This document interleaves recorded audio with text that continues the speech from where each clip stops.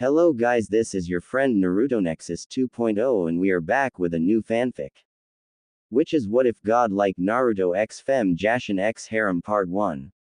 And if you enjoy this fanfic then please press the like button and subscribe to my channel for more fanfic like this. And now start the fanfic. Here we find one Naruto Uzumaki dressed in his horrible jumpsuit with blue shinobi sandals and a blue Konoha headband tied around his forehead, standing in the middle of what appears to be the very bottom of a pit of some sort. When Naruto was pushed aside by the enemy that separated him from his annoying and soon to be possibly dead teammates, he fell into a hole that is just about the size of one big boned Akamaiki genin. Naruto was still conscious right after falling, as his ninja pouch, or possibly some sort of mysterious force, broke his fall. Naruto Uzumaki hasn't been living a very prosperous life for himself, as bad luck would always seem to take away any chance of happiness and success for him. For the young blonde Uzumaki, life hasn't been as sweet as he thought it would be. At the early age of 7, Naruto entered the Shinobi Academy with the help of the Sandaime Hokage Hiruzen Sarutobi, believing that life as a ninja would save him from the horrible childhood he was forced to live due to something he was born with. However, things didn't go as he planned them to. He failed the academy 3 times because of some of the teachers making sure he never did pass by rigging the tests, lowering his grades and outright neglecting him at any chance they would get. He just managed to pass on the very same day he failed for the 3rd time because of stopping the now deceased rogue Chunin Mizuki, who tried to steal the forbidden jutsu scroll for who knows what reason. The 3rd Hokage along with Iruka Yumino decided to pass him as a reward for retrieving the scroll, and again, Naruto believed that it would be smooth sailing from there. Unfortunately, that wasn't the case again.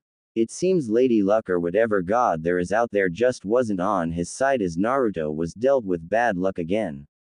His genin team consisted of a stupid, idiotic, talentless and worthless fangirl who only passed due to being able to do one of the 3 required ninjutsu techniques and book smarts, and a revenge-driven arrogant avenger who just so happens to be the last legal Uchiha, Sasuke Uchiha.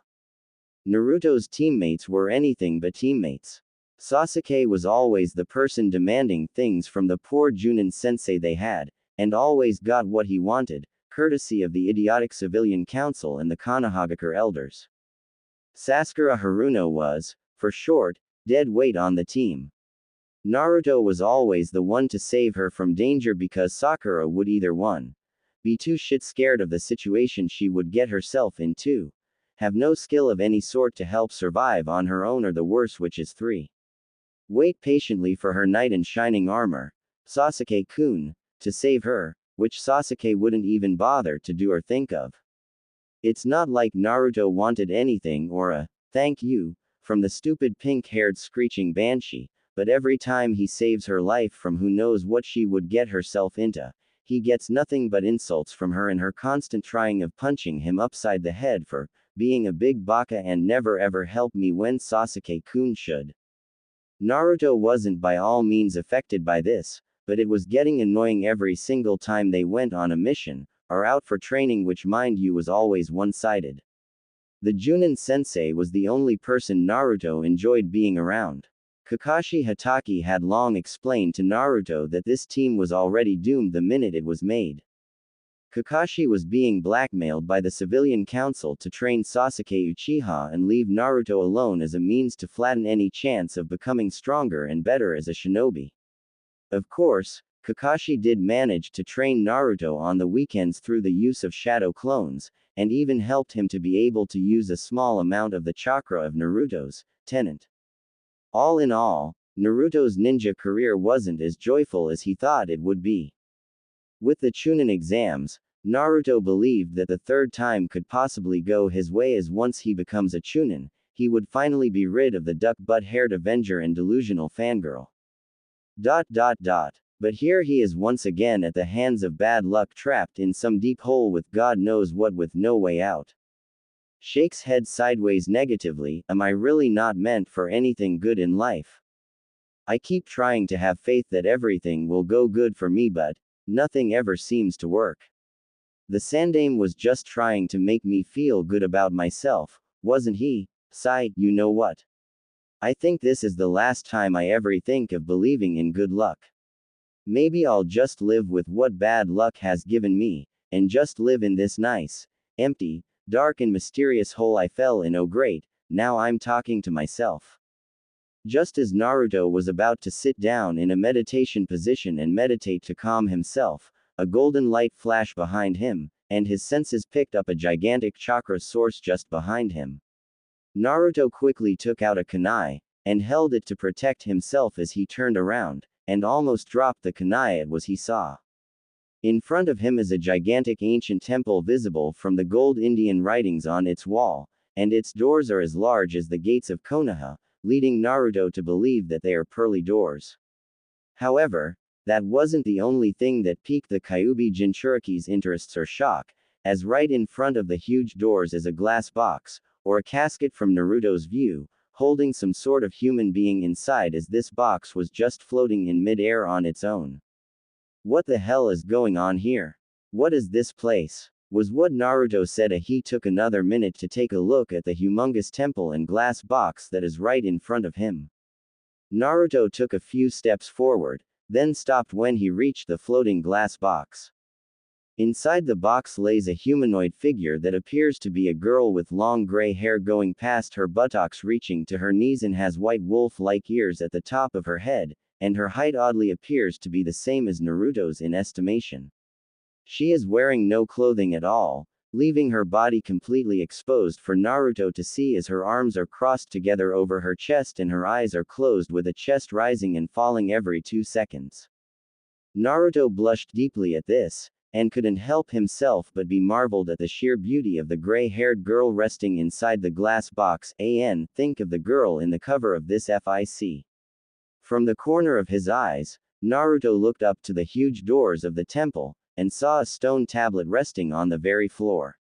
He slowly walked around the glass box as to not disturb its levitation and the girl sleeping inside it, then reached the small stone table and picked up.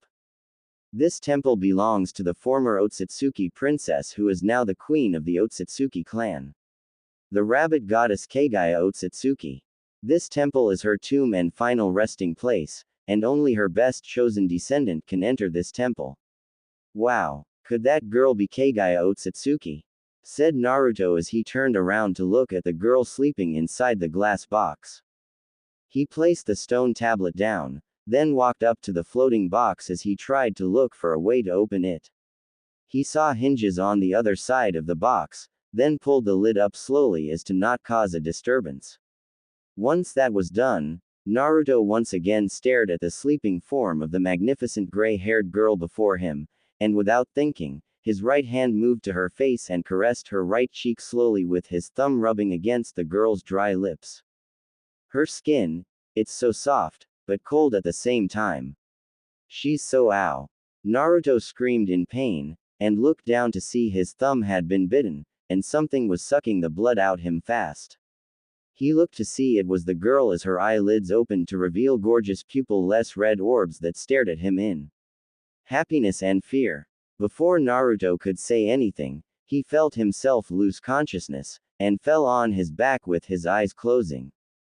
A few hours later. What just happened to me? God, I feel like crap. Grunts, said Naruto as he slowly opened his eyelids.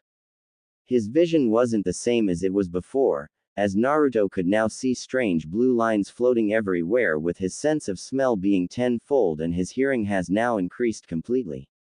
He quickly sat up to see where he was, and his eyes fell on the gray-haired girl who was standing before him still as the day she was born, with her hands on her hips, giving Naruto a calm look as her eyes show mischief, smirking at Naruto as she said, think of the voice of Jill Valentine from Resident Evil.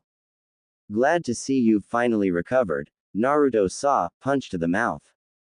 Naruto interrupted her, and quickly got up his feet and threw a right hook to her mouth, causing the girl to fall to her side by the force of the punch. Naruto quickly looked around for a weapon, and saw his kunai on the floor, then grabbed it quickly. He quickly sat on the girl's stomach and held the kunai at her neck and said with a glare, "Who are you and what have you done to me?" Before the girl would answer, she closed her eyes shut and moaned at the pain of losing a tooth, and pull it out using her right hand. She opened her eyelids showing those mischief pupilless red orbs and smirked at Naruto again with a mouth full of blood and replied. Anyo, I would tell you my name, but by the way you are holding that kunai I could loose my vocal cords at any second now, which I really don't mind, but it would be total drag nonetheless. Please, smiles, let me up and I'll tell you everything you wanna know and so on. I promise I won't hurt you, as I mean no harm to my master. Giggles. Confused at the expression on her face in her happy mood, Naruto was hesitant at first, but stood up slowly, allowing the girl to get back up on her small bare feet. Naruto could now see other things among the both of them, which are plastic bags filled with blood and glass containers filled with blood, while others had different sorts of ink inside. His attention went back to the girl who was now standing on her feet and said to Naruto, Before I say anything, I first need to know what year it is. Naruto raised an eyebrow at this, but nonetheless replied, 2016. Why do you ask? My name is Jashin. Jashin Otsutsuki. First-born child of the queen of the Otsutsuki clan and the late Kami, the founder of the Otsutsuki clan and former matriarch of the Otsutsuki clan. I go by many monikers, but my current one is the goddess of blood and destruction. As to why I ask you what year it is, I need to know just how long have I been asleep, which is actually 1,000 years, I think. Not really sure, but I think so. Thinking pose with index finger tapping chin. Quote. Quote. Quote. Quote. Quote. Naruto was frozen in shock with his eyes slowly widening into white dinner plates, then spoke again to the short little girl in front of him, identifying herself as Jashin. Jashin, as in Jashin, the god who grants his followers immortality in exchange for killing people. That Jashin. The girl I smiled and replied, Yep. Although, it seems that my secret of being a girl is now revealed, shrugs, oh well. Matt, wait a minute. You didn't want anyone to know you're a girl. Why, you know what? I don't wanna know. Look, Jashin-sama, I'm sorry for punching you like that. It's just. You don't have to tell me, Naruto-sama. I pretty much know everything about you. I got a glimpse of your entire past from the taste of your blood. And your blood tastes so. Tongue makes a clicking noise, good. Closes eyes for a second and moans sensually. Anyway, as to what happened to you, I first need to tell you a little more about me, my clan's origins and my parents. Would you like to listen? Naruto hesitantly nodded, and followed Jashin up to the doors of the temple that slowly opened on their own. At first, there was no light, but candles were lit by Jashin's snap of her fingers, giving Naruto a clear view of a black tiled floor with white walls, and in front of him is a large portrait of a 5'4" featuring tall woman in possession of very delicate facial features, as she has extremely long sweeping white hair that touches the ground, and the most noticeable thing about her appearance were the two horn-like protrusions which stuck out from her head. She possesses eyes that were similar, if not exactly, the pale Byakugan eyes, and a third eye on the center of her forehead with its eyelids parting vertically. Her eyebrows are cut very short, and she has a dark shade of lipstick on her lips and a dark shade of nail polish on her long fingernails. For clothes she has the traditional high-collared Harem kimono, which was adorned with intricate lines and tomo running down the center and edges of the gown, and wore very flat shoes. Jashin turned around to look at Naruto and said to him, The woman in the portrait is my mother. If you read the stone tablet outside, you should know that she is the current head of my clan after my dead pasted away. I would take us up to her room, but you aren't allowed up there yet. Naruto looked to his left and spotted a red leather chair. Jashin saw what he was looking at, and quickly grabbed the chair for him and motioned him to sit. Naruto sat down on the chair, but was confused at Jashin not getting herself a chair too. Aren't you going to get yourself a chair too? Nah, I've been laying on my back for 1,000 years. If I try and sit on anything again, my legs could turn into dust. Now then, as I said before, in order for me to tell you why you see, hear, smell and feel different, you first need more answers as to who I really am, where I come from, and why I was sleeping in that old glass container along with who my parents are. Firstly, if people have told you that things like gods and goddesses do exist, you should know that they really do. However, these deities all come from one family, or should I say one clan, which is the Otsutsuki clan, but aren't the same as some of us, vary as different species and beings, but that's a whole other explanation for another time. Naruto-sama. Our clan was born on a faraway galaxy from this one, and we left our home on a mission to create life and find more power to become the strongest race in the entire cosmos. Some of us went to different galaxies while some others went to alternate galaxies similar to this one, but my mother and a few others came to this specific galaxy. My father, at the time of his life living among us, had sent us all out to different places to either inhabit, conquer, or destroy, and I was the person he first sent to this planet before my mother and her fleet had arrived. My mission was to plant a tree of life that would help this planet be able to create separate species, land, and other assortments of life, but most importantly, this tree would be able to grow a fruit that bears what humanity calls today chakra. Matt, are you telling me that chakra came from aliens? That actually isn't as strange as it sounds. Smirk, humanity has always wondered where such a gift and a curse like chakra originated from. Of course, the people during that time knew about the holy tree's fruit, but mankind what even created when I was still planting and nurturing the holy tree from my own blood that corrupted the 7 seas of the world. Anyway, after 2,000 years of human life being inhabited and heaven and hell being created, my father finally decided to send my mother along with her personal fleet to this world, and his last dying wish was for my mother to rule both this world and the heavens, as I would take up the underworld and the 9 rings of hell. At that time, humanity was faced with a war that nearly tore the world apart, as bloodshed was the only thing that painted this world when my mother arrived, thanks to me of course. When the holy tree finally grew a single fruit since its creation, my mother ate the fruit whole, and became the first being to have chakra. With that power, she was able to stop the many wars that overran the world and placed order onto the world. An order where everyone would acknowledge her as God and bow to her whether they wanted to or not. Jashin kept quiet for a moment as she licked the dryness off her lips, then continued. Some time later, my mother became pregnant with 2 boys. One was named Hamura Otsutsuki while the other was named Hagoromo Otsutsuki. During that time she raised the 2 boys. My mother kept me hidden from them as she wanted them to believe they were special and the only last existing Otsutsuki males in existence. Demo, why would she do that? Said Naruto as he gained a look of question. Jashin shrugged and replied, if I know.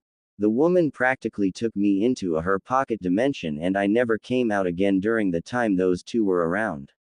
By the way, aren't you in the middle of a test right now? Jashin-sama. I would rather be here than up there right now. I don't really care if I fail this test, as I already know I would, considering what is or what has happened to my teammates will be pinned on me. So please, continue your explanation. I have all the time in the world right now. Jashin caught a glimpse of sadness and disappointment written all over Naruto's face for a split second, and frowned as images of the blonde Uzumaki's past came flashing to her. Alright, said Jashin with a sigh, so anyway, these 2 boys were raised to live up to what my mother wanted them to be. I don't know about Hamura, considering she never got the chance to tell him his destiny, but with Hagoromo, she prophesied that he will be a great sage that will become the world's greatest warrior and protect humanity from anyone who tries to disturb its peace. Unfortunately, my mother, she began to get really sick. Not in the sense of an illness, but in the sense of her mind state, as the holy tree's conscience was slowly becoming more and more corrupted each passing moment as both Hamura and Hagoromo got stronger. In my theory, I believe that the holy tree did not want anyone besides me and my mother to have its chakra, and became angered when it saw Hamura and Hagoromo grow stronger and stronger with its power. It was only a matter of time before my mother and the holy tree combined would form that monstrosity known as the 10 Tails. Before that happened, my mother with the last inch of sense she had, pull me out of her pocket dimension and told me that I am the only true child she wanted to keep her true power and belongings. Then she placed me into that glass container as a way to keep me safe from Hamura and Hagoromo along with their descendants and other Otsutsuki clan members, and sent both of our personal avatars to claim our thrones in heaven and hell. She knew very well that I was a person who needed someone's guidance and care since my father passed away leaving me to her, so she decided to make a command on the glass container that whoever will open it, will become my husband and sole master woman or man. I smiles. Quote. Naruto said nothing as he tried his very best to process everything Jashin has told him. After a couple of minutes, the blonde Uzumaki looked up to Jashin and said to her. So, let me get this straight. Your mother is the reason why you were locked up in that box, and she wanted the person who found you to take care of you and love you as she and your father did. Am I right? Nods. Hi, Naruto-sama. With a sigh, Naruto looked into Jashin's red pupil-less eyes to see if anything she had told him was a lie added to the ability of reading a person's emotions, and saw she was being completely honest to the core about every single word she said. Sigh. First I am born with this stupid lousy nine-tailed fox that is partially the reason for my horrible childhood, then I somehow never get what I want or never get what I simply wish for in my life, added with my stupid genin team, the idiotic council, the elders and some old bastard trying his very best to turn me into an emotionless Jinchuriki, and NOOOOOOW I get the gods dropping this on me. Sigh. You Lady Luck, I really hate you if you exist. Okay, thanks for telling me that. Jashin saw. Please. Only my servants and slaves are supposed to call me that. You aren't my servant or slave, but my lover, caretaker and humble but energetic master that doesn't take me a while to know and love. I am the person who worships you for being able to find me and awaken me. To be honest, you aren't the only person who tried to open my container, as over the last couple of centuries a lot of historians have found this place. Fortunately, they never lived to tell everyone what they found down here. Foo. Naruto's sweat dropped at Jashin's statement and dark chuckle, and thought to himself, she is everything people have made her out to be. A deranged psychopath who enjoys killing people and spilling the blood of innocent people for no apparent reason, which is up, but in my case, she's kinda alright with me. Hold on a minute. Jashin, said Naruto getting a, from Jashin and continued, you never exactly told me what you did to me. Hits herself in the forehead. I completely forgot. Simple. All I did to you was activate your Uzumaki bloodline limit and work on your genetic makeup through a small blood transfusion, and I gave you a ton of new abilities to master and use. This temple has a training facility of its own, but you can't use it until I finally dig up this entire temple out of the ground. It's gonna take me and my cousin a bit of time to get it out, but I'm pretty sure I'll be in contact with her in no time. For now though, you have the basics of all your bloodlines and abilities down naturally, so you will be able to survive up there with them. Nani? Did you just say, Uzumaki bloodline? Said Naruto with a look of confusion planted on his face, making Jashin raise an eyebrow but sigh tiredly as she said, if your memory tells me anything, it's that nobody ever told you about your true lineage and your parents. Sigh. Okay. All will be explained to you when you get out of this place and finish this part of the Chunin exams, Naruto-sama. By some kind of dumb luck, I can sense the life forces of both the Haruno and the Uchiha just half a mile from here, and you really need to get there before they really do die this time. Anyo, Jashin, how exactly do you expect? I widens. I think I know how. And why do I know how? Jashin folded her arms over her bare chest and responded to an ecstatic Naruto, like I said, once you're done with this stage of the exams, I'll tell you everything about your parents, your heritage and what exactly you are now capable of. Now if you don't mind, I need to clean up this place and make it suitable for you, Uzumaki-sama, smirks. Without even mentioning a word, Naruto left in a red swirl that swallowed him up from the center of his stomach, leaving Jashin alone with the temple. The gray-haired loli smiled to herself, then looked up to the portrait of her mother as she said to herself or it. Hiding in some bushes are the three young genin of Team 10, also known as the famous Inoshika Cho trio of Konohagakure. One of the three is from the Akamaiki clan, chewing and munching on some bag of chips nervously, the other being a young platinum blonde-haired female Yamanaka, shaking with worry but looking on at what was unfolding before in disappointment as she is seething in anger, and the other was a lazy Nara who secretly and seriously wanted to be in any other place but here, but he knew very well that he would be getting the steel frying pan to the face if he didn't take part in this exam. Grunt, Ino, we need to leave right now before they sense our chakra signatures and do God knows what to us. You know very well that even if we tried to help Sakura and Sasuke out, we would also be in a lot of danger, and you heard what they said. They're here to fight Sasuke and only Sasuke. They don't care about Sakura, said Shikamaru, with Choji now closing the bag of chips, saving them for another time obviously, supported Shikamaru's suggestion. Yeah, Ino. We don't even know that much ninjutsu or any other field of offense right now to help save Sakura and Sasuke, not mention Naruto is nowhere to be seen, meaning that he could have been, you know. Against these guys, we're practically whoopee cushions waiting to be sat on. You saw that Rock Lee kid fight them. They used some sort of sound jutsu on him, and that Rock Lee kid is a Chunin level genin according to what Asuma sensei said. Will you cowards stop weaseling out of this? I know the both of you don't like Sasuke and Sakura that much, and grits teeth, so do I. Even though he is a total and Sakura is, well, you don't need me to tell you what her large overgrown head is filled with, but they are still our fellow ninja, and you know the law we Konoha ninja go by, said Ino, getting a tired grunt from Shikamaru and a side glare from Choji. The event that unfolded before them is one Sakura Haruno trying her best to defend an unconscious Sasuke who was resting under a tree against three sound genin who have just recently defeated and knocked out one Rock Lee of Team Guy. One of the sound genin looked like a mummified boy with only his right eye visible, with the other male having a very similar hairstyle to Konoha's copy ninja Kakashi Hatake, and the female of the group has very long raven hair wearing the same Anbu pants as her teammates with Senbon tucked between her fingers. The mummified genin did a small stretch while saying, well, that was something. Hopefully no one interferes again. Next time, I won't be so merciful. Zaku snorted at what the mummified genin said, and took out a kunai from his pouch and threw it over to the tree that Sasuke was resting under, only to get knocked away by a sloppy shuriken Sakura threw that, mistakenly, killed a squirrel hidden in the bushes nearby.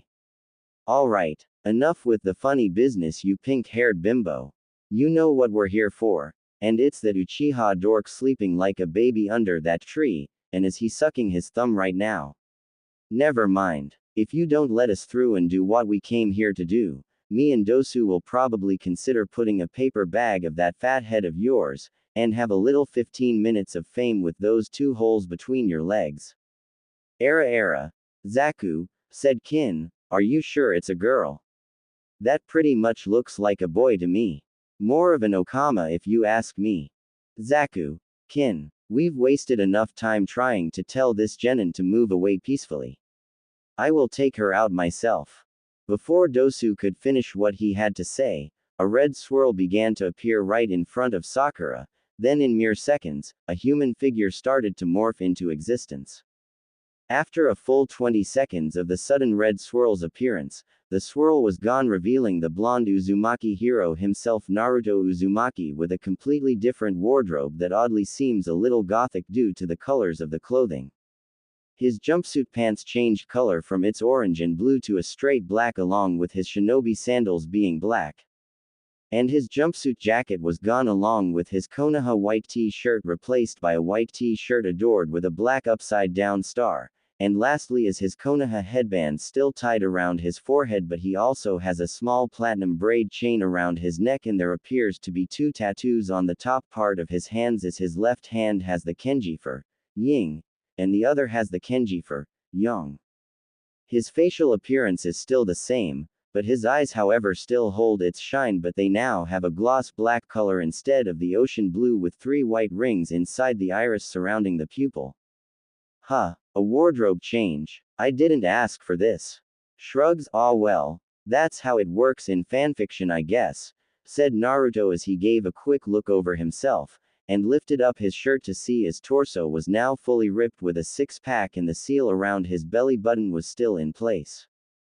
Team 10, who were still hiding in the bushes, all gaped and eye widened at Naruto's new look, with Ino sporting a blush seeing Naruto's ripped abs and vessels appearing on all sides of his arms.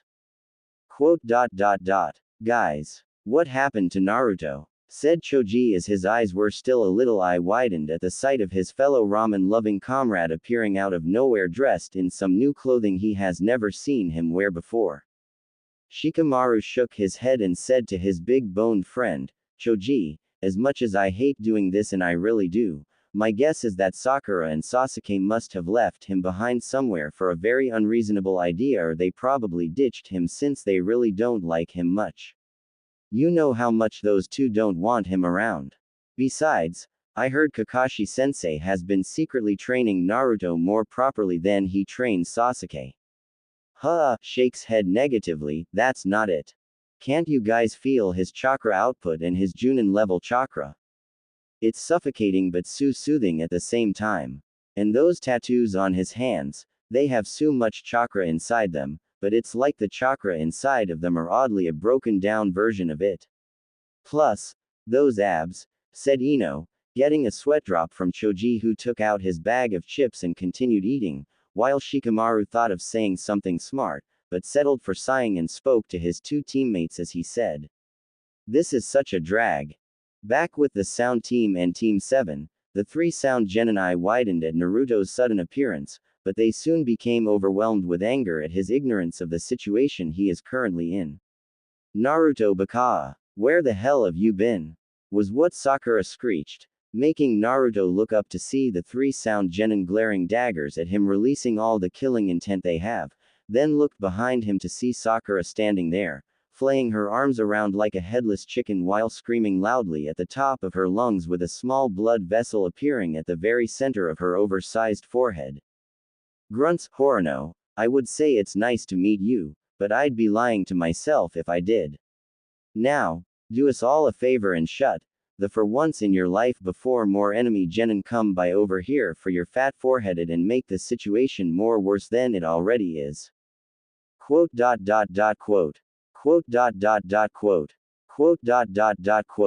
Sakura was frozen at Naruto's statement, but chose to disobey the favor she was asked and was about to open her mouth and speak when punt. She got an elbow to the head by Naruto's right arm, sending her flying way back into the tree that Sasuke was resting under. The three Sound Genin gasped at this blonde literally elbowing his own teammate, but Zaku snapped out his shock and grinned as he said to Naruto, "And who the hell are you? Are you this green little monster's teammate or something?" Kicks Lee's face. "Zaku, just hold on a minute," said Dosu as he took a step forward and said to Naruto, You're the Uzumaki Orochimaru-sama told us to be wary of. You need to be dealt with before you cause any more problems for our mission." Naruto raised an eyebrow at Dosu, then his expression gained a fox-like grin right before he suddenly vanished into thin air, causing all three genins to freeze up at what happened to the blonde before them but started to look around frantically for where Naruto could be. Hey Dosu, how about we just kill the Uchiha now? The kid must have bailed as soon as he realized he can't take us all on. No, Zaku. Orochimaru taught me this seal that I should use on the Uzumaki if he is to use that against us. We need to take care of him. Before Dosu could finish, he sensed Naruto's presence very close to kin, and looked to see him bent on one knee right behind her with the index fingers of his hands being coated in white wind chakra. He poked the raven-haired Sound girl right in the anus, and she immediately screamed in pain as she flew straight up into the sky and came down flat. Before she could fall to the ground, Naruto raised his right hand to Dosu's direction, and the girl flew right at him in blinding speeds, knocking the air right out of the mummified genin, who was pushed back by kin being thrown at him by some sort of invisible force. The very trees behind Dosu were also blown away, along with a small medium-sized crater appearing right where the trees were. Zaku, along with Team 10, all eye widened with their jaws opening wide in shock of what Naruto just did, and became even more shocked when they sensed the high amount of chakra Naruto used in whatever technique he used on Kin and Dosu, along with the destruction the jutsu caused. I guess I need to do chakra control exercises again. But whatever, I can't complain at using that jutsu. Now then, let's see if I can. Naruto looked at the Kenji on his left hand, and in a quick second it glowed white as a long katana blade with a green handle and diamond-shaped guard appeared right before him, then grabbed it with his right hand. He glanced at the blade, then looked over to a frightened Zaku and said to him, "Oi, you with Kakashi-sensei's hair. You know a lot of wind jutsu, right? Right? Hey, I'm talking to you, you little cunt." Zaku jumped at Naruto's sudden yelling, and flinched at the killing intent-infused glare he got from the blonde and replied hesitantly, "Why yeah. What's it to you? I know a few techniques in the Book of Wind style and Fire style combination jutsu, and I wanna use this S-ranked jutsu I can use with this sword right now. You wanna be my guinea pig to see just how awesome it is?" Grins. What? Said Zaku as he slowly backed away in fear of the killing intent being forced upon him, but he didn't have the chance to run as Naruto gave him a look indifference and said, "Too late." The sword was suddenly coated in red and black swirling flames, and Naruto pointed the sword right at Zaku as he said, "Uzumaki style. Dance of the Fire Whirlpool." The flames flew straight at Zaku in the form of a swirl, with the black and red flames chasing each other, and consumed the now screaming genin as the swirling flames flew straight into the air with him. In a matter of seconds, the flames were gone, and Zaku came back crashing down onto the ground, making a small crater where he landed. His clothes and skin were burnt, with his hair now being gone, leaving him bald. By now, Team 10 could be seen with their eyes looking as if they would pop out from their sockets at any given second, or their irises and pupils would soon become non-existent. Deadpan, I didn't even use that much chakra on that jutsu. Meh. Shrugs, my chakra control isn't as good as it used to be anymore. Sigh, thank yo, Jashin. Grunts, said Naruto as he discarded the sword like it was nothing. Then just as he was about to walk up to Sakura, he looked up to see Sasuke now walking out of the tree he was under, with flame-like marks covering most of his body, and purple-colored chakra seems to be coating his entire form. The last Uchiha raised his hands up to his face, chuckling darkly to himself as he said, "Now this is the power I have so long awaited for. With this power, I can accomplish anything, and nothing can touch me." He quickly scanned the area to see a lot of trees have been cleaved right off the ground, with a massive crater that has 2 unconscious sound genin in it. Then he saw the burnt and dead body of another sound genin laying on the ground with smoke coming from his wounds. He turned again to see the unconscious form of his female teammate laying on the ground with her forehead bleeding.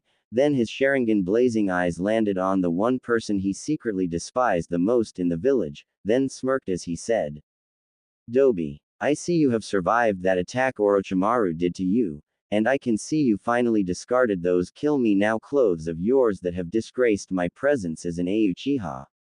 A change of clothes and some tattoos won't help you now, as you are, and will always be weak. You will always kiss the ground I walk upon, and now that I am far stronger than I ever was, I have finally reached my potential. No matter who trains you or what you do to become stronger than you are now, you will never be able to match my level of power, as this," smirks, "is the full might of the Uchiha clan. A clan that exceeds all clans in existence. But you wouldn't know that, as you're nothing but a clan-less lost cause that doesn't even know its parents. Your mere existence is the most pathetic kind to ever walk this earth." By now, Sasuke expected Naruto to implode with anger and rage and come rushing to him, hoping to shut him up, and fail badly, but he slightly eye-widened to see Naruto talking to Ino Yamanaka and Shikamaru in a casual fashion as if he didn't hear anything Sasuke said, or he rather ignored him altogether. The blonde finally turned to Sasuke with a deadpan and spoke in monotone voice. Oi, you done with the monologue? We need to get moving quickly. Your banshee bitch over there needs medical attention from the injury eye. You bastard. You dare ignore an Uchiha? I will. Maybe I should just do Kakashi-sensei a favor and seal up that stupid hickey before you go, mad with power, and do something I'm gonna regret from letting you do later. Naruto raised his right hand to Sasuke, and by some sort of invisible force, Sasuke was pulled forward towards Naruto, then stopped as his neck was captured by Naruto's hand and gasped for breath as the chokehold Naruto had on him was taking every last inch of breath he had. Gold chains erupted from Naruto's back and held Sasuke by his wrists and ankles, holding him in place as he released his grip on Sasuke's neck, then made a high number of hand signs in blinding speed. Sasuke couldn't see, nor could Choji, Ino and Shikamaru see them either. Stopping at the horse hand sign, Naruto placed his left hand on the curse seal Sasuke had on the left side of his neck, then whispered. Sealing technique. Serial prison level 2 inches. At this, Sasuke clenches his eyes shut as his body shook violently from the pain as the flame-like marks retracted back into the curse seal fast, and the brooding duck-butt-haired Uchiha made a girl-like scream from the sheer pain he felt from the sealing technique used on him by Naruto, along with the great lose of the venomous power he had for the short few seconds he felt retract back into the curse seal. After a full minute of screaming and shaking a lot, Sasuke was now unconscious and fell on his back hard as soon as the gold chains retracted back into Naruto's back. Ino, along with Shikamaru and Choji, who were watching the whole event of Sasuke losing all the foul and sinister power he had simply vanish from Naruto's doing, looked at their blonde comrade in shock and slight worry as she said to him, Naruto. I might not have really known you that well, but what you have just done isn't exactly normal for a genin like you or any of us. Even if you get training from one of Konohagakure's best junin, you don't do that sort of stuff, and you just did fuinjutsu, which is something a Konoha genin could never even do no matter how high your reserves are. Just what happened to you when Sakura and Sasuke left you behind for dead? Naruto gained his trademark grin, and replied to Ino, well, as much as I want to and would love to explain it to you, I don't know how I can. Let's just say, I found some long-lost treasure that was buried somewhere here in the Forest of Death. Treasure that just might change my luck for a while before things begin to spiral out of control like they always do.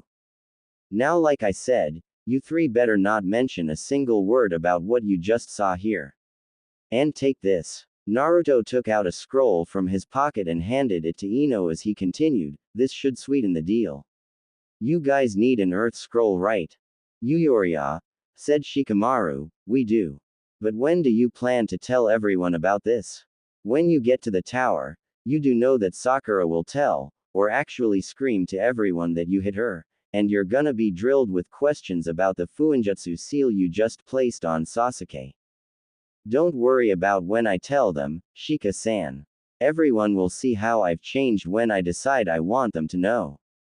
Now scram. Tenten-san's team will be here any moment now, and you don't want to be asked troublesome questions, do you? Said Naruto, getting a negative shook of the head from Shikamaru as Team 10 left immediately, with Naruto sending a wink at Ino, who almost tripped in her tree hopping before regaining her balance. As soon as they left, the Kenji on Naruto's right hand glowed and the two Kenjis on both of his hands vanished from sight, with his eyes changing into his previous blue.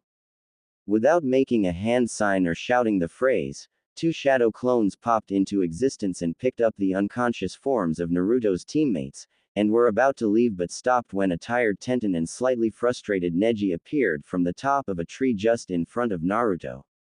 Hey, grins, I was wondering when you two would show up, said Naruto as he smiled and greeted Tenten and Neji with the wave of the hand, to which Tenten waved back but stopped to look at Naruto's change of clothes for a second. The two genins hopped off the tree and Tenten said to Naruto once she landed, what exactly happened here? And what happened to Sasuke and Sakura? Are those the kids that attacked Kabuto-san back at the academy?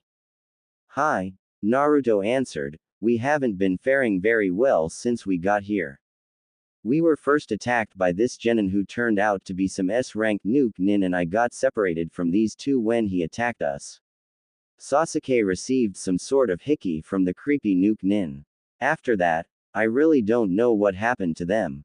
I just arrived to find them unconscious with those three genins dead or unconscious, I think. I'm guessing Sasuke killed that one with a strong fire-style jutsu since that's one of his affinities. Neji, who didn't buy anything Naruto said, narrowed his pale Byakugan eyes and said to Naruto while walking up to him. You appear to have some sort of genjutsu cloaking your entire figure, Uzumaki-san. But I do not care, as that is your concern and not mine. We are here for Lee and that is all. Although next time we cross paths, we will engage in battle for your scroll whether your teammates are conscious to battle or not. Tenten sighed at Neji's behavior, and picked up the sleeping form of Lee onto her shoulders. For what's worth, I hope you survive this round, Naruto-san. If you are looking for a heaven scroll, we saw. Tenten, we are not helping anyone in this part of the exams, even if they are Konoha ninja. Said Nenji with Tenten eye rolling at her teammates' glare, but followed suit as Neji hopped off north, leaving Naruto and his clones behind. Well, that better than I expected. You two, we need to get to the nearest cave and take a quick rest for bit. I need to do a memory erasing jutsu on them to make sure they don't go yelling to the council that I hurt them, or I have some sort of new power in jutsu that I don't deserve and needs to be handed over to Sasuke. The last thing I need is for those two to make my time here more unbearable than it already is, said Naruto, getting a nod from the two clones. With that said, Naruto hopped out of the area in search of a place to rest and hide, with the two clones following behind. A day later. Afternoon. That should do it. Minus one problem, for now at least, said Naruto. The team of three were currently sitting inside an open cave with Sakura and Sasuke still unconscious, with seal arrays that were written on their foreheads flashing white before they vanished, leaving no trace of ink on their skin. Both Sasuke and Sakura slowly opened their eyes to see Naruto sitting near a fire eating fried fish, and Sakura quickly got up as she pointed at Naruto and once again screeched. Naruto Baka, where the hell have you been? Where the hell are we? You weren't supposed to survive that attack by the snake ninja, Dobi. I saw you get blown away like the pathetic waste of space you are, said Sasuke with a smug look on his face, but he did not getting any reaction from Naruto, who replied as he finished his fish. Swallows food, you're right. I was blown away, but I didn't die from a simple C-ranked wind jutsu. I safely landed on my back and then I had to wake up and fight my way out of a big hungry snake before it would digest me whole. After that, I tried finding you too, but I somehow couldn't sense Sasuke's chakra signature as it changed for a short while, and obviously Sakura's chakra signature is non-existent. I did however find both a heaven and earth scroll on my way to finding you two sleeping out in the open like pieces of meat waiting to be devoured by the predators of this forest. That's a lie, Naruto Baka. Sasuke-kun must have slipped those scrolls into your pocket before he had to fight that creepy snake man. He must have got us both into this cave to save me from the danger of this forest and protect me from the other genin that wanted to take me away from him. Hearts in eyes, said Sakura, getting a large sweat drop from Naruto, who thought to himself, I'm beginning to think fangirls are an entire different species to humans if she actually believes all that crap. Sasuke stood up from where he was resting and spoke to his teammates. Since we have both scrolls, we need to head to the tower immediately without attracting any attention to the other genin out there. I don't want to spend another second in this disgusting forest any longer than I already need to. Sakura, being the person she is, formed hearts in eyes again as she squealed in delight of hearing Sasuke speak, but the mood vanished as soon as Naruto responded to Sasuke's statement. By the way, that hickey on your neck needs to get checked out by the Sandame whether you like it or not. When we get there, I don't wanna be anywhere near the both of you until we are ordered to. Now let's move already. I don't want to save your constipated again. Naruto, Sakura and Sasuke luckily arrived without any trouble on the way, and they were now standing in front of what appears to be two large hands forming a ninja sign.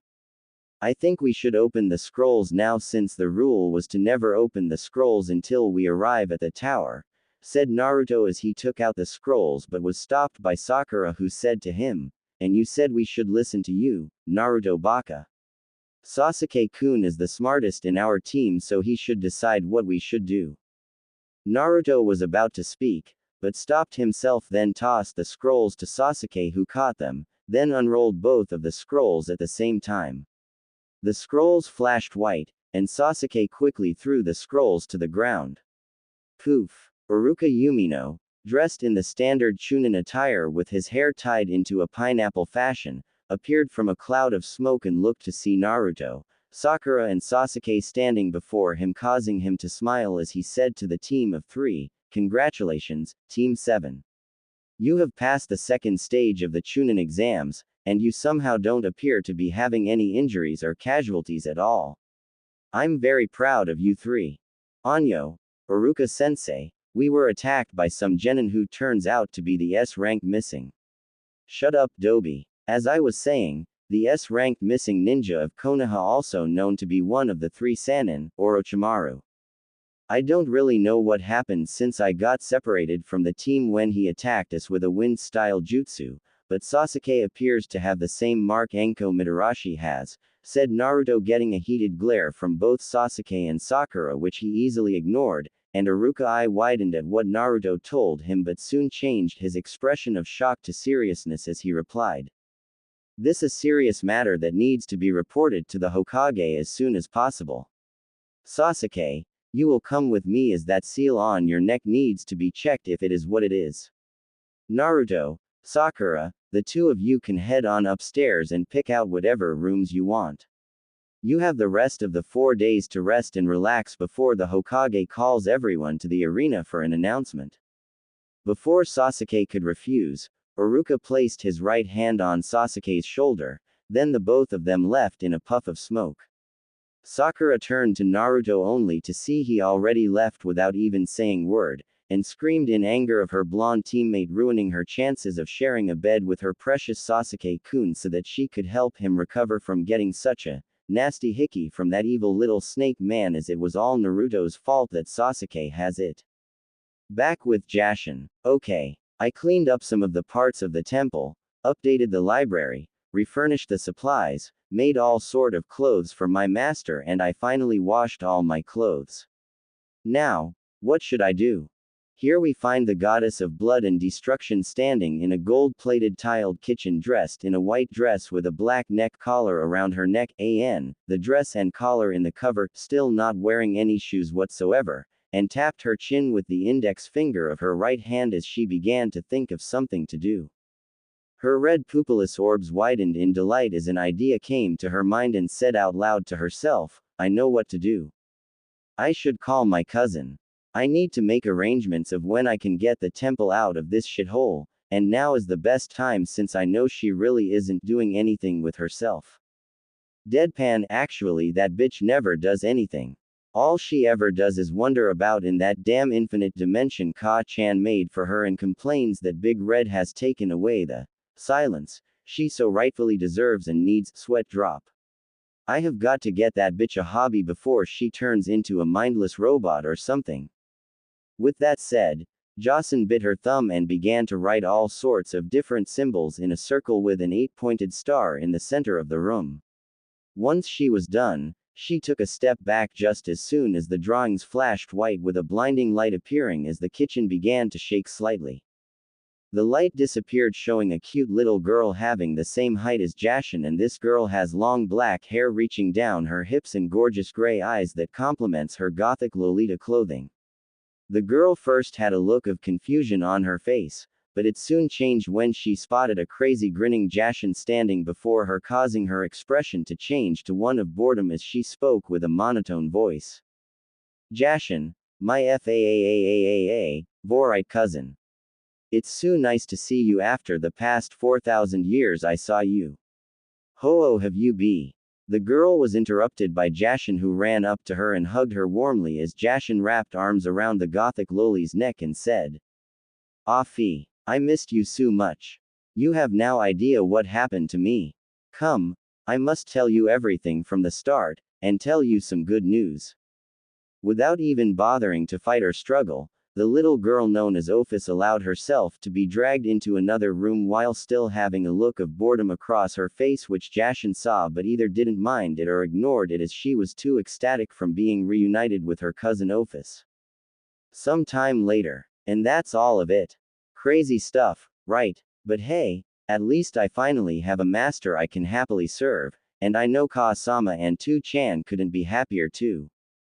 Jashin and Ophis were now sitting inside a room that has the same gold tiles of the kitchen but white walls with a white ceiling that has the symbol of the Uzumaki clan in red paint. The room only has a chandelier that is lit with white candles and a small royal carpet that both Ophis and Jashin were seating on as the both of them were drinking black tea in small black teacups. Ophis took a sip of her tea, then placed the cup on its saucer as she spoke to her gray-haired cousin. It really is quite the story that is impossible to believe, but at the same time, it's not that hard to understand why your mother chose to keep you hidden from your half-brothers. Unfortunately though, the sage already knows about Yuya-chan. Jashin's slightly eye widened at this as she responded to Ophis' statement, really? How did he know? You didn't tell him, did you? No, said Ophis, while you were sleeping, a lot of things have happened in heaven and hell and other dimensions linked to all the worlds of humanity.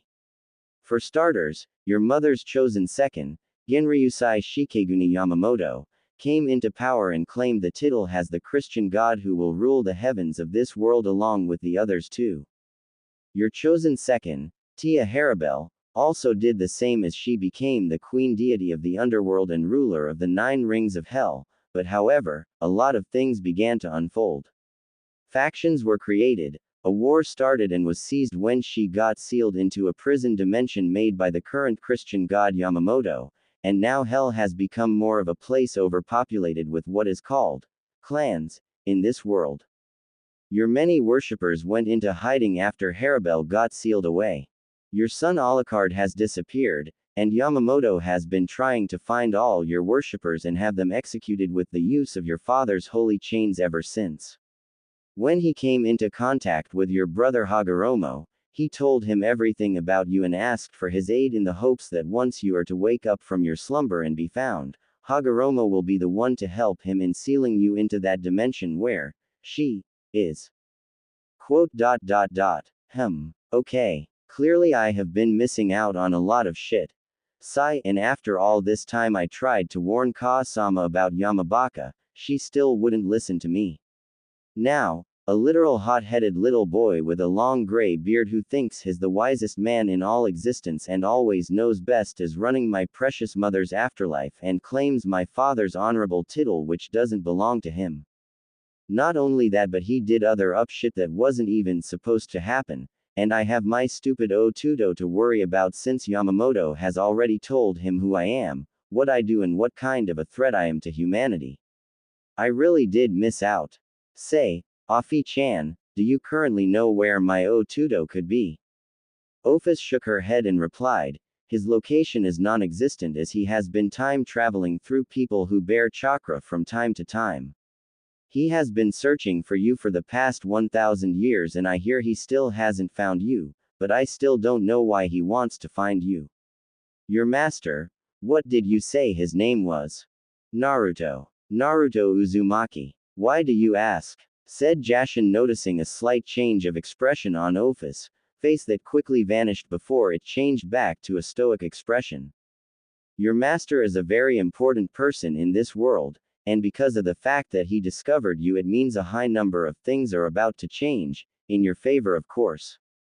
By the way, why did you summon me? Eye widens and slaps forehead, old age is really starting to mess with me here anyway. I sort of need your help to get this temple out of its current location. Ka-sama buried me and the temple 60 feet into the ground to make sure no one like Hagoromo, Hamura, or the other Otsutsuki members would find me and her belongings. My master, who is now the rightful owner of this temple, has no apparent place to live in that could suit him perfectly, so I am planning on getting this temple out of here and in a clear space that he can gladly get to instead of always having to teleport himself into this stupid deep hole. Of course a favor comes with another favor, Sue. Go ahead and name your price, cousin. Ophis kept silent for a minute as she gained a thoughtful expression, causing Jashin to raise an eyebrow in wonder of what Ophis was thinking of as she thought to herself. The last time she called me for a favor, it was to massacre the dragon hunters that invaded her dimension. I really don't know how Red got in there in the first place, but I doubt whatever she's going to ask is about getting Red out of the dimension. Your master is a person I have been watching ever since he was born. I have grown quite attached to him as he is the only thing, putting aside you, that could make me feel emotions again. The favor I ask of you is that you allow me to be a part of his life as one of his wives or slaves if he chooses so, and I shall promise to leave the dimension to Red and stay by Uzumaki-kun's side just as you will do so, Ya-chan. I understand that your mother will now be watching over him and protecting him from beyond her prison until that time comes. Well, I will go to the Devil faction and Fallen Angel faction to tell them that you have awakened and you have a permanent master who you shall lovingly serve, and of course make sure that they never let a single angel or soul know about this, as that would cause worse problems for him in this world. The leader of the fallen angels will send 2 of his soldiers to help guard and protect Uzumaki-kun for a short time, and I know the Grimori family will try their best to contact their heiress to find you as soon as possible. Quote. Quote. Quote. Quote. Well, you have definitely caught me by surprise with this one. This definitely is the most surprising thing I have ever heard in my time. Jashin tried to read Ophis' eyes and body language to see if she was only joking about the favor she is asking her, and found nothing leading the gray-haired lowly goddess to believe that Ophis is being completely honest on the favor. Jashin kept quiet for a short while, then spoke again with a smirk planted on her face with her eyes glistening from the fire of the candles.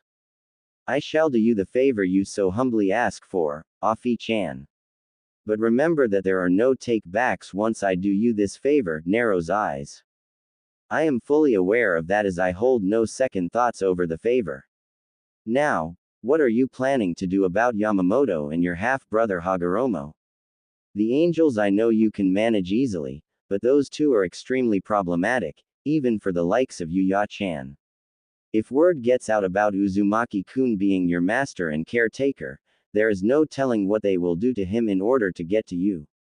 Tia is sealed in a dimension I can't seem to find, meaning she is mostly likely in the same place she is in, but I will restart my search for her as soon as I can if you allow me to, said Ophis. Jashin's smirk only widened more as she said to Ophis, I already have something planned for those 2. You just let me deal with them on my own for now, Kuz. Go ahead and get Tia-chan out of whatever prison she's in. A kingdom without a ruler is a rodeo, and a rodeo implies a house of madness. I can tolerate destruction, but chaos is one thing I don't need in my afterlife. It has been 4 days since Team 7 arrived to the tower, and not a lot of things have happened since then. Sasuke was released a day later from the INT department after they evaluated his seal problem, and it was confirmed that he has the curse mark of heaven given to him by Orochimaru, who is yet to be found and arrested, then executed of course. The Sandaime already called for Jiraiya the Toad Sage, and he had arrived to see if there was anything he could do to temporarily stop the curse seal from affecting Sasuke for the time period. Upon inspection of the seal, the Toad Sage discovered that there already was another seal keeping the venomous chakra and the presence of Orochimaru at bay, and this caused confusion amongst the Sandaime and Jiraiya, who both tried to figure out how it got there or who placed it on the Uchiha in the first place, as nobody from the INT department says he or she is responsible for it during Sasuke's evaluation at that place. Naruto was asked by the Sandaime if he saw anyone place a seal on Sasuke during the time they were in the Forest of Death, and replied that he found him like this after he got separated from the team during the attack. Jiraiya concluded that whoever made the seal must have been a seal master, seeing as this particular seal is made by the Uzumaki clan when compared to other seals he has seen before.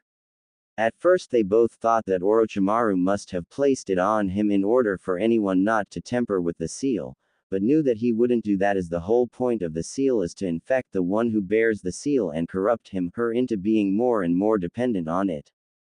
The investigation was held off until the end of the Chunin exams, but for now though, Naruto was told to explain his side of the story of what happened to him during the second part of the exams, seeing as he didn't finish his report on what he encountered during the time Orochimaru attacked his teammates.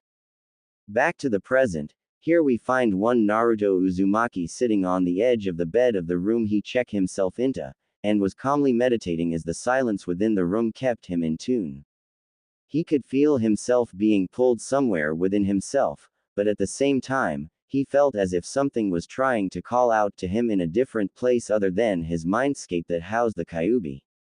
He tried to listen to the voice, but he couldn't, as he was disturbed by the door of his room opening, showing one Anko Mitarashi grinning from ear to ear, dressed in her usual attire of the INT department torture specialists. The grin left her face for a moment when she saw Naruto's eyes being a gloss black with 3 white rings inside the iris, but they changed back to its beautiful ocean blue at the blink of his eyes, causing her to be confused for a moment but shrug it off as something she must have imagined. Naruto looked up to the door and saw Anko, and groaned as he said to the Tokubetsu Junin, "Ooh boy. What did I do to get your attention this time, Anko-san? I said I was sorry for what I said at the gate and for trying to steal the scroll. Calm down, Gaki. I'm just here to come and get you since the Haruno tranny and the Uchiha have already arrived at the arena without you. Now get your shit together and come with me quickly, the prelims are about to start soon," said Anko, getting a sigh of relief from Naruto, who got up from the edge of the bed and left the room as he closed the door behind him and followed Anko to wherever she was taking him. "Hey Gaki, mind telling me what's up with the change of clothes? Last I saw you, you were wearing that ugly jumpsuit that old man gave you when you were a kid. Did you steal them from a genin in the forest? I guess you can say I finally realized that even though those clothes were a gift to me, they would have been the death of me if I didn't stop wearing them soon. I got these clothes from Kumo Nin in the forest that died in the last Chunin exams that happened last year."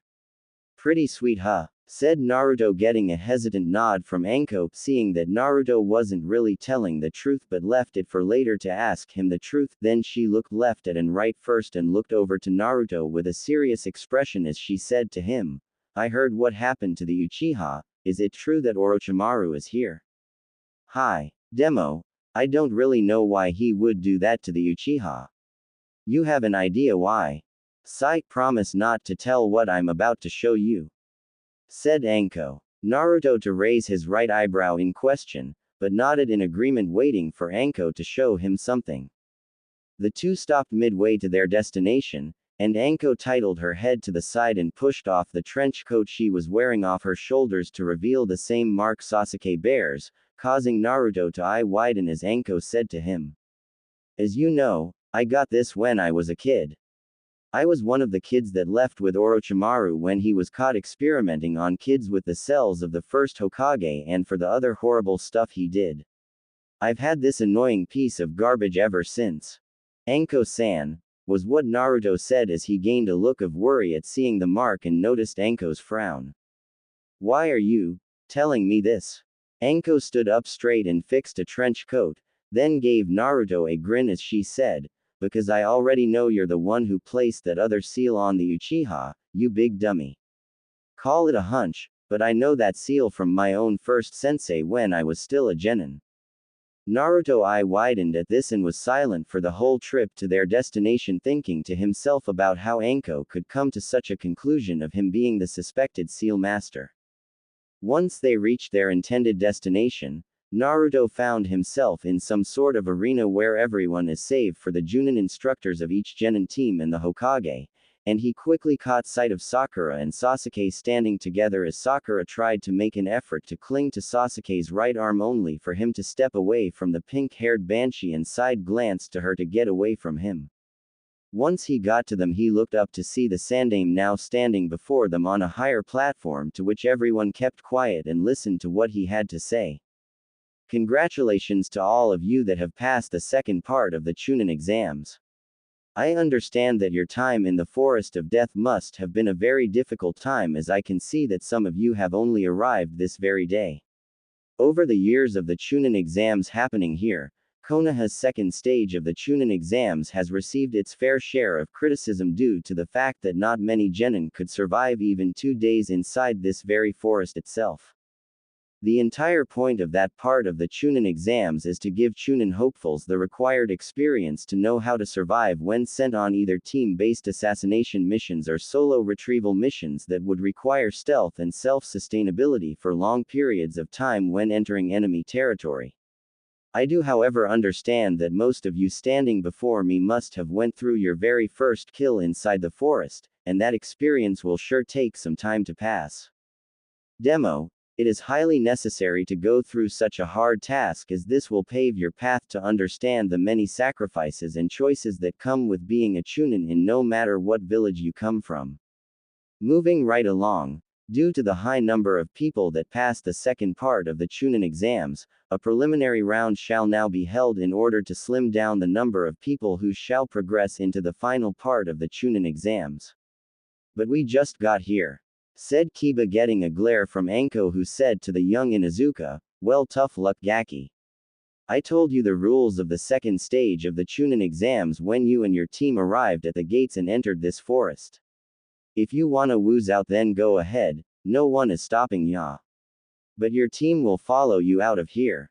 Kiba growled at Anko's statement, but avoided her gaze while glaring to the floor, with Akamaru whimpering as he too was tired from all the running, fighting and scavenging for scrolls and food for the past 7 days being in the Forest of Death. Shino, who was standing besides him along with a timid and tired Hinata who looked worse for wear, said to his teammate, "I have already told you the very moment we entered that we shouldn't go about wandering and exploring unknown territory, as that would cause us to lose track of time, and possibly each other. It was my parasitic insects that found both you and Hinata-san yesterday, and had it not been for Rock Lee-san seeing you and Akamaru nearly being devoured by the predators you attracted, you know very well you wouldn't be standing here with us." "Whatever, Shino. It's not like we didn't fail the test, or did we?" was what Kiba said, and didn't get a reply from Shino but a shook of the head from Hinata. Back with the Sandaime Hokage, the self-proclaimed professor cleared his throat to get the attention of the crowd before him and continued. "If anyone here would like to leave the arena and not take part in the preliminary exams, please raise your hand. You must know, however, that if you leave now, your team will also follow you back, causing you to automatically fail the whole team in the process." The Sandaime looked to see if anyone would raise their hand, and saw one Kabuto Yakushi, correct me if I'm wrong on his surname, raise his hand and said that he was too tired to fight and would like to retake the exams next year, with his team nodding in agreement with him. The Sandaime nodded, allowing Kabuto to leave, but did not see the glance he passed to the male Junin sensei of the Odo team, who looked back to Kabuto and smirked. Just as the Sandaime was about to continue speaking, a sickly-looking Junin stepped up to him and said, "Let me take it from here, Hokage-sama." The Sandaime kept quiet for a moment to think about the sickly Junin's request, but nodded as he sat back down on his chair, and the Junin stepped forward as he said to the crowd before him, "My name is Hayate Gecko, and I will be the proctor of the preliminary round that will decide the participants of the final part of the Chunin exams. How this works is the big screen on your right will choose 2 names at random of who will fight to secure their spot in the finals. The match will either be won by defeating your opponent in knocking him or her out, or killing them, or forfeiting if the needs be. However, if I deem the match to end, then it will end no matter what happens. Now if your name does not appear on the screen, please make your way to the viewing platforms where your respective Junin instructors are. The big screen on the right-hand side of the arena flash, Sasuke Uchiha vs. Yoroi Akato, and everyone whose names did not appear on the screen moved up to the viewing platforms, leaving one Sasuke Uchiha and Yoroi Akato, who said to Sasuke, "Let's just get this match over with. I don't wanna waste my time fighting dead weight like you. Your blonde teammate looks more threatening than you if you ask me." Sasuke's eyebrow twitched at Yoryo's statement, but smirked as he said to him, "You dare compare me to clan less trash like the Dobi and say he is better than me? I will make you eat those words fast, and I'll have you regret to ever look down an Uchiha elite such as myself." I told you I would make you eat those words, said Sasuke as he was now standing over a bruised and knocked out Yoroi. Hayate checked to see if Yoroi was still conscious, then stood up as he said, "Winner, Sasuke Uchiha." The Uchiha smirked to himself, expecting an applause by everyone in the crowd up above him, but only got a very small applause by very few people, with one loud screeching squeal by a certain pink-haired banshee screaming cheers for him that annoyed mostly everyone close to her. He looked over to Naruto to see he didn't even pay attention to his match and was having a casual conversation with Kakashi Hatake, causing the duck-butt-haired Uchiha to fume and go up the stairs to stand with his team. The screen once again flashed and showed Shino Aburame vs. Kidomaru. Shino, getting a few words of good luck from Hinata and his Junin instructor Kurenai Yuhi, then walked down to the arena and waited for his opponent to show up.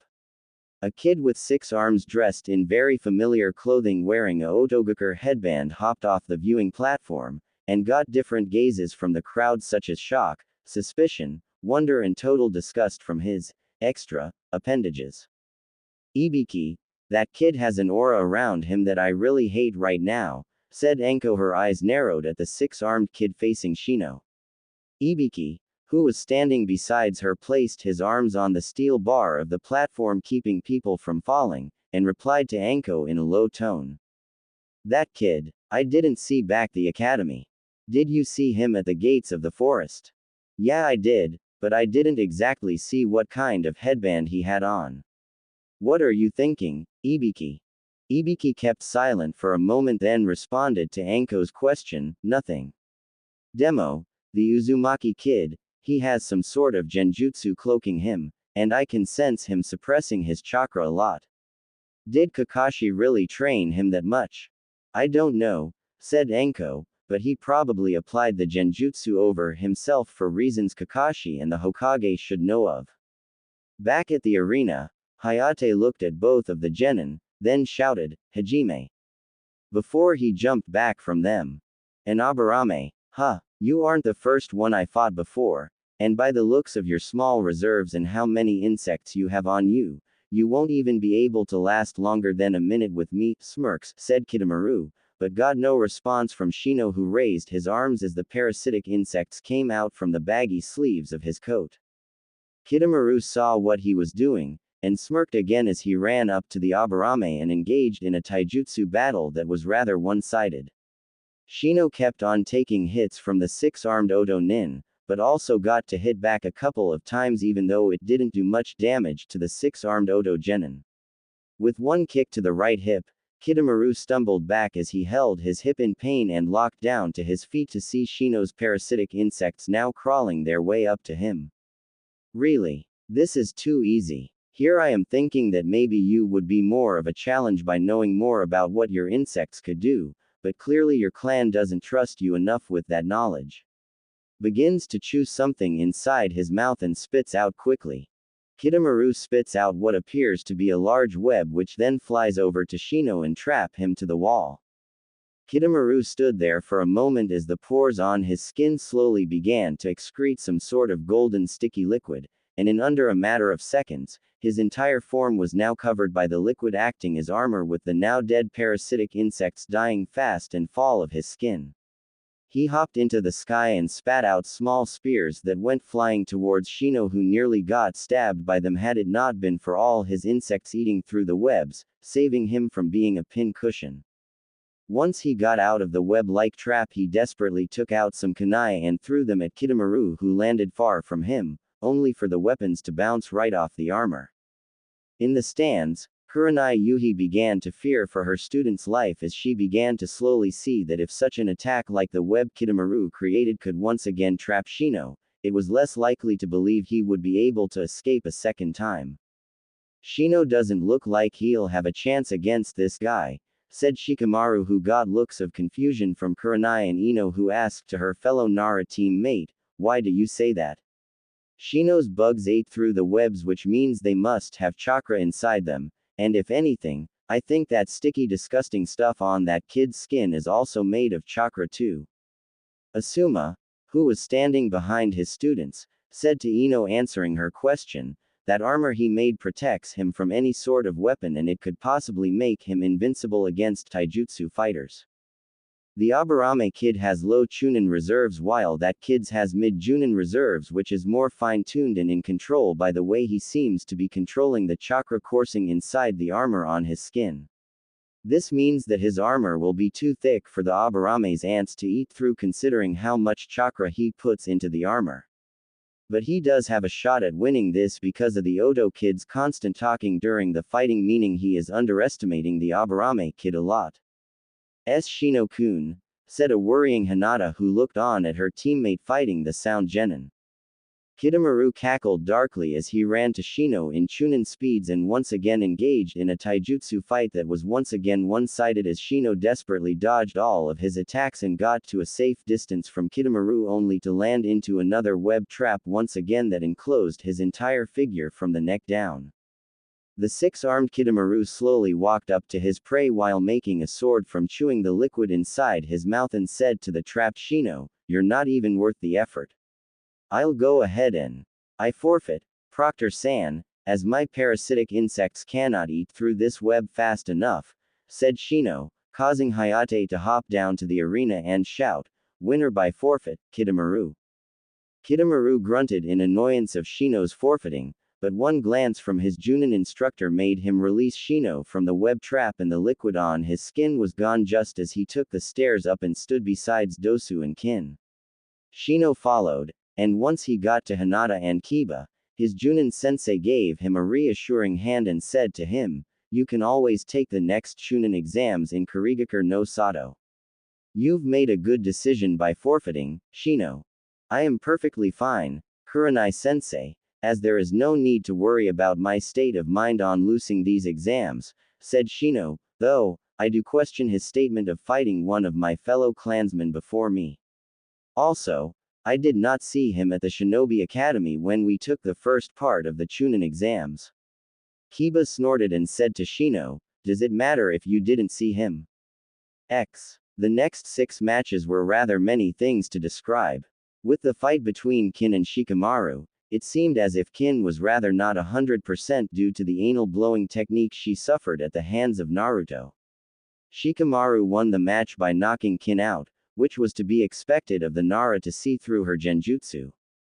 The fight between Neji and Hinata seemed like more of a personal nature, as Naruto could see from the start that Neji fought with the main intent to kill the timid heiress of the Hyuga clan, but he won the match by disqualification when Metagai and Asuma held him back from delivering a killing blow to the shy and timid Hinata, who looked like she would need serious medical attention or else she would die from punctured organs and internal bleeding. The fight between Ino and Sakura was, well, one-sided to say the least. Ino, although she had low genin reserves, totally dominated the match with her mind transfer jutsu.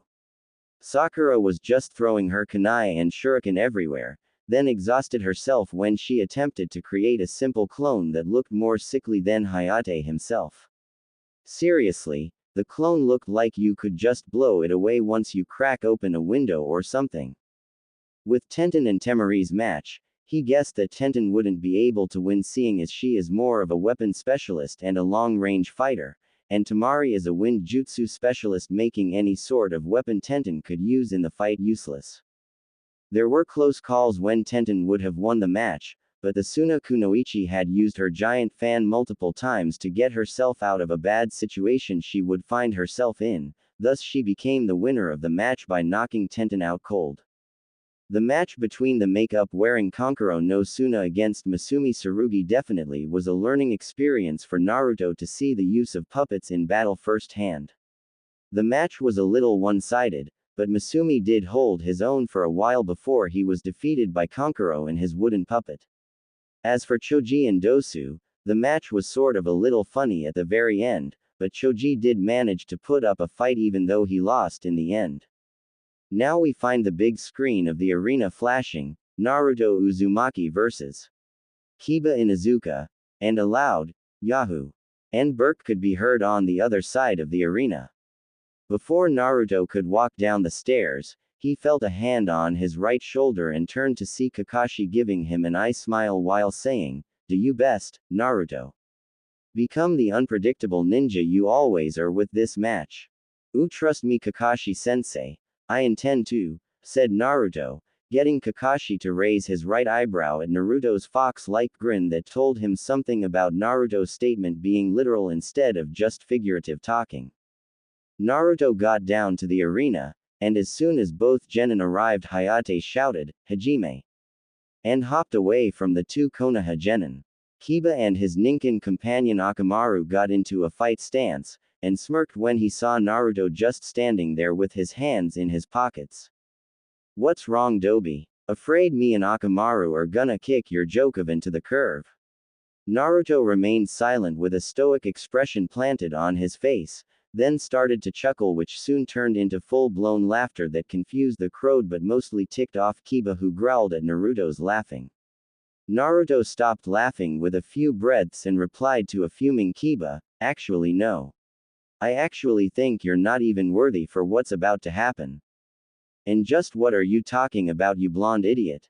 said Kiba with Akamaru growling. Naruto, who took his hands out of his pockets, then folded his arms and finished. This. In just a split second, Naruto was enveloped by white chakra forming a circle around him, then shooting up into the ceiling of the large room, casing large cracks as dust began to pick from the wind made by the chakra swirling around Naruto. Anko, Kakashi, Asuma, Kurenai, Guy and the Hokage all eye widen at the sudden spike of Naruto's reserves going from mid-chunin to a very high cage level and sensed a large amount of chakra flowing separately through his hands and another large amount flowing into his eyes. The Oto Junin instructor sat up from his seat the minute he sensed the genjutsu enclosing Naruto, and further eye widened when his chakra spiked to an all-new high.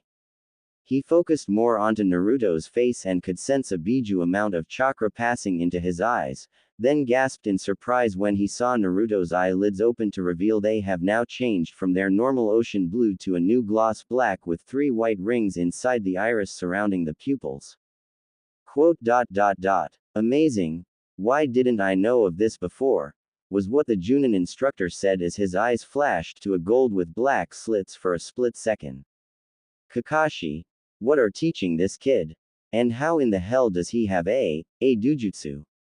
That high-level amount of chakra coursing through his eyes is just too much to be just an increase in eyesight, as even his eyes have changed color and gained some strange Sharingan-like circles," said Asuma, only to get no reaction from a shocked Kakashi who responded, "I actually didn't teach him to do that with his hands, expand his reserves like that or get him those eyes.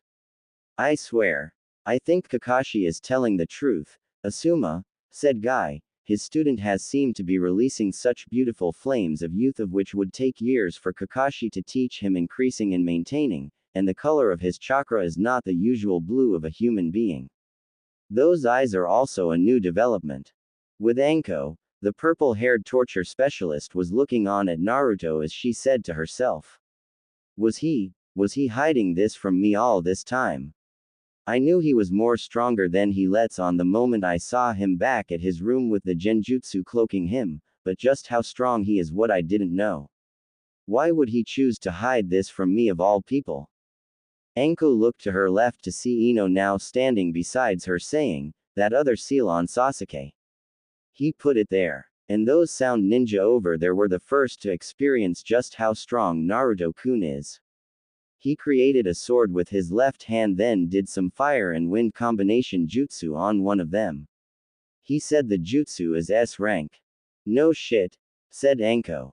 The Sandaime Hokage was having his own thoughts about Naruto's sudden change, but was interrupted by Ibiki, who said, Hokage-sama, is it natural for a Jinchuriki to have those reserves and this unknown type of chakra?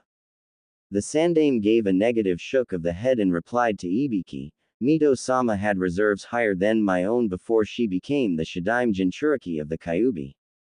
Kushina-chan trained for 3 to 7 years on how to use the Kyuubi's chakra that came with her coils, further expanding to hold a low cage reserve of chakra. But this is not normal by any standards. Kakashi gave me a report on Naruto-kun's current progress in his private training, and what I am seeing now does not match up to it even in the least bit. Especially that chakra. It isn't the venomous Biju chakra that is red, nor is it the normal blue of a human being. I have never seen anything like it before. Back to the arena, the white chakra vanished, leaving Naruto, who now has the Kenji marks for YNN, young, on his hands and his eyes permanently changing to its new color and shape. Kiba, who was shaken by Naruto's transmission, cracked a fake smirk as he said, Ha! As if that little genjutsu you just put up would scar me. The eyes and the tattoos are a nice little addition to your genjutsu, Naruto. Nice try, but me and Akamaru can smell through smoke and mirrors. What has happened is not a genjutsu, Kiba-san.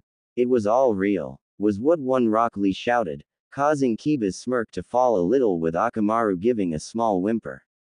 Oi, Kiba, do us a favor and make your move before I move you out of consciousness.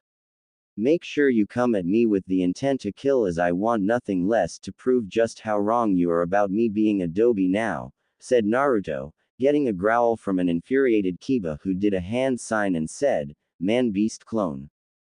Akamaru, through a puff of smoke, transformed into a carbon copy of Kiba, and the two hopped off into the air, then flew straight towards Naruto, swaying and swaying in mid-air until they became spinning drills, going for the target, which is Naruto. Once Kiba was close enough, Naruto sidestepped the attack and stopped Kiba's spinning by grabbing the young Inuzuka by the collar of his jacket and the tip of his pants, then threw him over to the wall, with Kiba going through it head first, with only his lower body hanging lifeless as his upper body was stuck inside the wall of the arena. The crowd was stunned to silence at Naruto literally making short work of Kiba, but Kakashi sighed as he thought to himself, note to self, stop trying to expect something from Naruto or try to predict him. It's a complete bad idea and a stain to my eyelids from constant eye widening.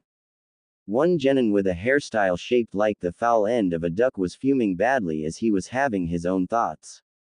The dobi, where did he get that kind of power? I have been hearing about him being trained by Hatake, but I don't believe this stupid Junin could teach him to do that. Those eyes, he never had those eyes before.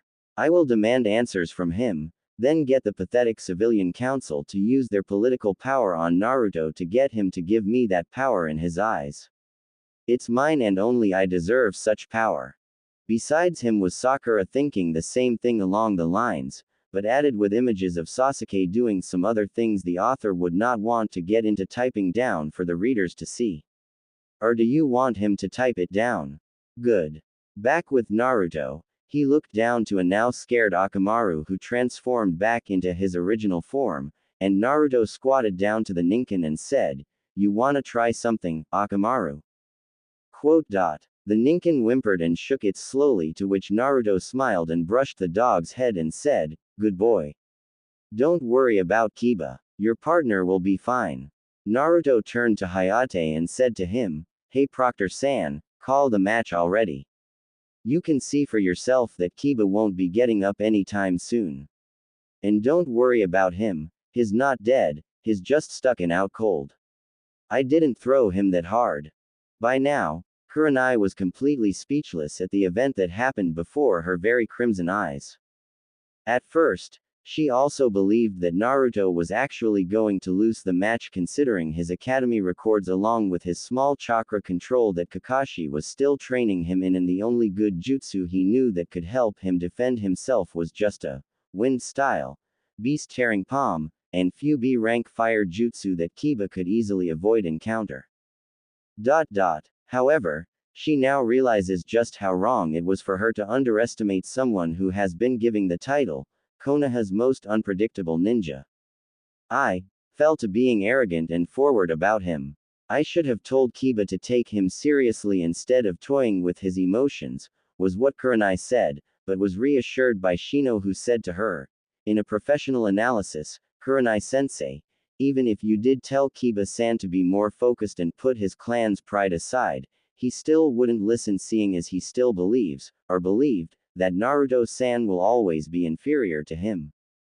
Kiba was pulled out the wall and taken away by medics, with Akamaru accompanying him to the hospital, and Naruto walked up the stairs and rejoined his Junin-sensei, who gave Naruto a tired look and said, "Sigh. Should I even bother to ask what happened to you and why did you hide all of this from me?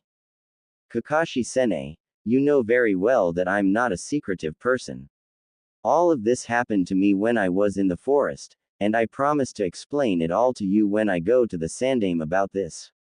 Before Kakashi could speak again, he was interrupted by Anko, who came up to him and Naruto and grabbed the blonde Uzumaki by the shirt and spoke to him with a killer intent-infused glare.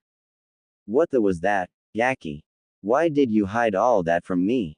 Though you, Anko-san, like I told Kakashi-sensei, I am not a person of secrets and you know me very well to see when I am hiding something, and I would tell you eventually like I always do.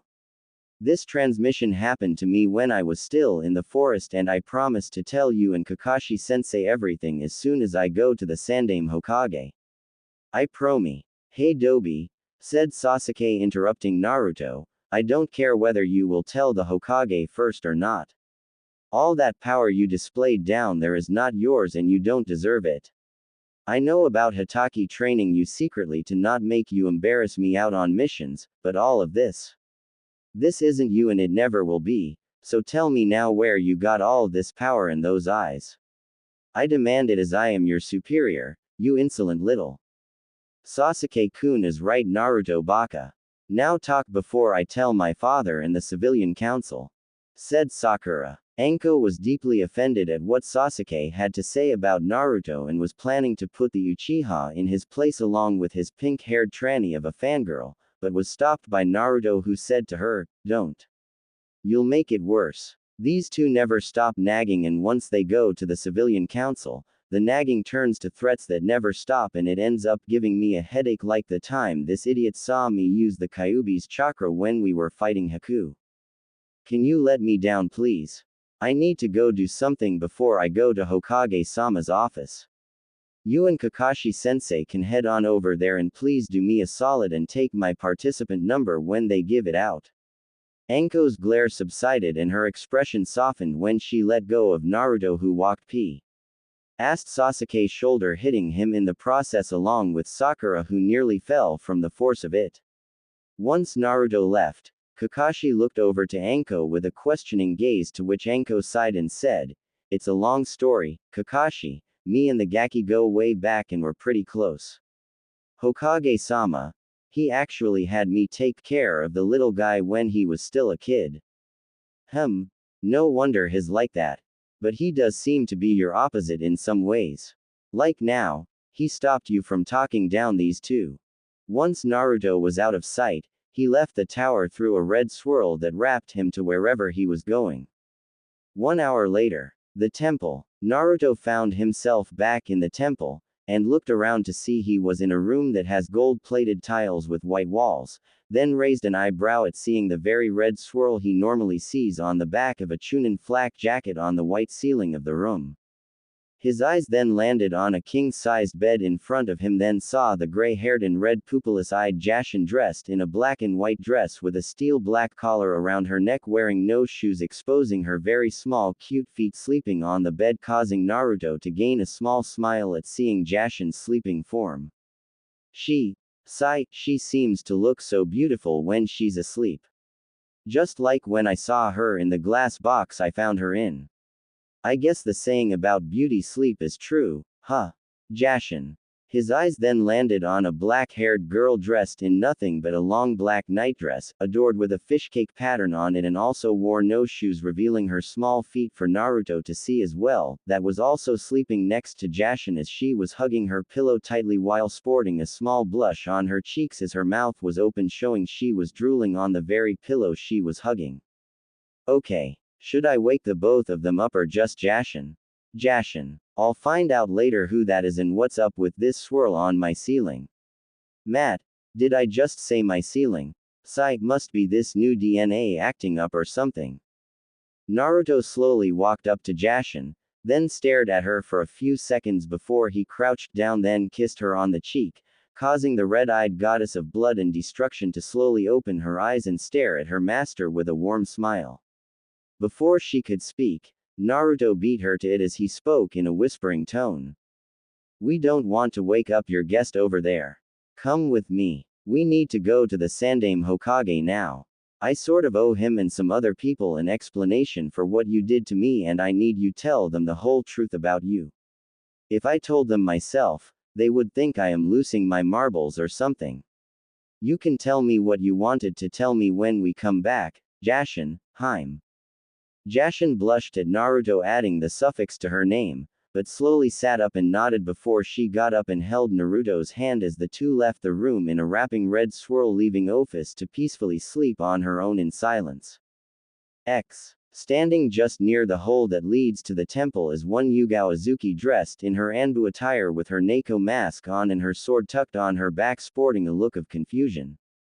This isn't right. My senses pick up Naruto-san being 40 to 60 feet underneath me. How is that possible? Did he fall in this hole or something?